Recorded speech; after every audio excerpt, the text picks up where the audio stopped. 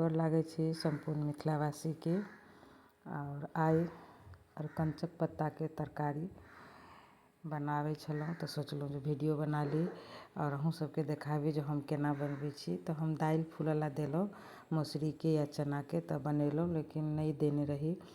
और सबेर में मन भेल खाए के तऽ 4-5 टा पत्ता मात्रे भेटल छलै, तऽ मौसरी के ओहिना मिक्सी में पीस देलहुँ सूखा और बेसन, ई दुनू के मिक्स कऽ कऽ ओहिमे नून मिरचाइ के बुकनी, ललका मिरचाइ के बुकनी देलहुँ। और एहिमे सब मसाला कनी कनी से अहाँ दऽ सकै छी। जेना हम हरदी देलिए तऽ हरदी के बुकनी, ई पेस्ट बनेबै जेकरा हम लोढ़ा बनेबै ताहि काल के लेल। तऽ एहि सबके मिला कऽ कनी लहसुन सेहो, लहसुन के पेस्ट सेहो दियौ ओहिमे, और एकरा खूब नीक सँ फेंटऽ के रहै छै। तऽ एकरा कनी पानि दऽ देलिए और पानि दऽ कऽ एकरा कनी मिला देबै चम्मच लऽ कऽ खूब नीक सँ, जैसे कि सब पूरा एक रंग के मिल जाए। ओना दालि रहै छै तऽ दालि में आरो बहुत टेस्टी बनै छै। मौसरी के दालि रहै या चना के दालि या खेसारी के दालि, किछो के दालि तऽ आरो रहै छै। लेकिन हमरा सबेर में 4-5 टा पत्ता मिलल तऽ हम सोचलहुँ आब नहीं छै तऽ एही सँ काम चला लै छी। इहो बहुत टेस्टी लागै छै तरकारी। ओना एकर तरकारी तऽ कहुना बनाएब तऽ हमरा नीक लागैए। देखियौ पेस्ट एहि तरह से पूरा ई तैयारी भऽ गेलै और हम आब एकर लोढ़ा बनाएब। तऽ देखियौ एकटा पत्ता छै, पत्ता जतबे भेटल कनी नमहर नमहर अछि तऽ आरो नीक सँ भऽ गेल। पत्ता के एकरा मूड़ी छील कऽ धो कऽ खूब नीक सँ फ्रेश कऽ कऽ राखि लेलहुँ हँ। और एहिमे चारू कात सँ अहाँके बेसन जे पेस्ट जे हम बनेने छलहुँ से एकरा नीक सँ लगा देबै, जैसे कि जे चारू कात लागल रहतै तऽ दोसर पत्ता जे हम देबै तऽ ओहि पत्ता सटि जेतै। तऽ देखियौ एहिना पत्ता के मिला कऽ बना देलहुँ हँ, बना रहल छी।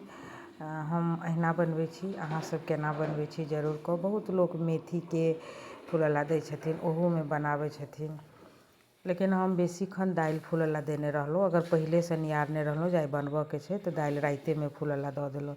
लेकिन सबेर में छलै और कनिए पत्ता भेटल तऽ हमरा 2 आदमी के लेल तऽ ई बहुत काफी छै और बनि जाइ छै।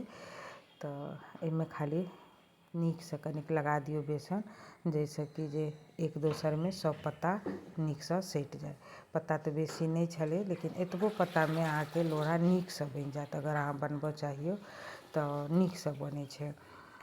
और खाए में तऽ जे मिथिलानी सब एकर टेस्ट लऽ चुकल हेथिन हुनका लेल तऽ ई अमृते समान छै। माछ माउस एहि के आगा में फेल छै, एते नीक ई तरकारी रहै छै। तऽ हमरा तऽ बहुत नीक लागैए। कनियो भेटै, ई एकटा कंच के पत्ता होइ छै, ई अरुआ के पत्ता छै। कंच के पत्ता कारी कारी टाइप के होइ छै, अरुआ के पत्ता कनी हल्का मतलब डार्क हरियर नहीं रहै छै। आ एकटा दुधिया पत्ता होइ छै जे साफे नहीं लागै छै, और इहो वाला हल्का कनिक लागै छै। भऽ गेल एतबे पत्ता छलै, हमरा लग पते नहीं छलै तऽ एतेक पत्ता छलै तऽ एहि पत्ता सबके भऽ गेल। आब एकरा हम जते हाथ सँ कस कऽ, पहिले के बूढ़ पुरान तऽ बहुत कस कस कऽ बनबै छलखिन, देखै छलियै माँ सबके दादी सबके बनाबैत, लेकिन हमहूँ सब काम चलाउ बनाइए लै छी। आ एकरा में पत्ता बेसी रहितै तऽ आर मोट लोढ़ा बनल, लेकिन एतबो पत्ता में देख लेबै अहाँके 8-9 टा पीस निकलि जाइ छै कि, तऽ खाए जोग भऽ जाइ छै। अगर एतबो पत्ता अछि तऽ अहाँ सब एहि तरीका सँ बना सकै छी तऽ नीक लागत। पत्ता तऽ नहीं छलै बेसी, लेकिन देखियौ कते मोट के लोढ़ा भऽ कऽ तैयारी भऽ रहल छै। तऽ एकरा ई लोढ़ा के तैयारी केला के बाद बहुत लोक की करै छथिन तऽ गरम पानि के ऊपर में जाली वाला कोनो चीज धऽ कऽ ओकरा भापि दै छथिन, लेकिन हम जल्दबाजी में हम अहिना कऽ लै छी। हम भापै नहीं छी, जाली धऽ देलहुँ गैस चूल्हा पर और एकरा अल्टा पलटा कऽ एकरा खूब नीक सँ हल्का हल्का सेक दै छी, जैसे कि सब पत्ता समटा गेल।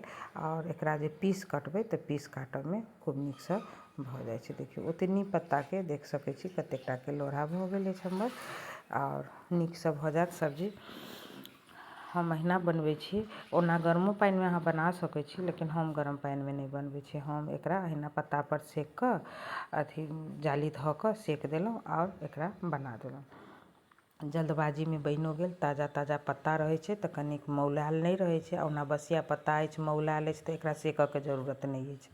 अहाँके ओहिना सब समटा जायत। लेकिन ई ताजा पत्ता छलै एकदम, तऽ ताहिके लऽ कऽ एकरा कनि सेकल भऽ गेल, हल्का एक रत्ती ठण्डा भऽ गेल अछि, बेसी ठण्डा नहि केलहुँ हँ, कैला तऽ लेट भऽ रहल छै ताहि लऽ कऽ। आओर ओकरा 2 फाँक कऽ दियौ पहिले, आ ओकरा बाद अहाँ हाँसूसँ या चक्कूसँ अहाँके जैसे सुविधा हुए एकर जाहि हिसाबसँ पीस काटू। मोटो पीस काटि सकै छी, पातरो पीस काटि सकै छी। हम पातरे पातरे कटलहुँ जाहिसँ निकलि जाए 8-9 टा पत्ता, अथी पीस निकलि जाए आओर हमरा सबके भऽ जाए।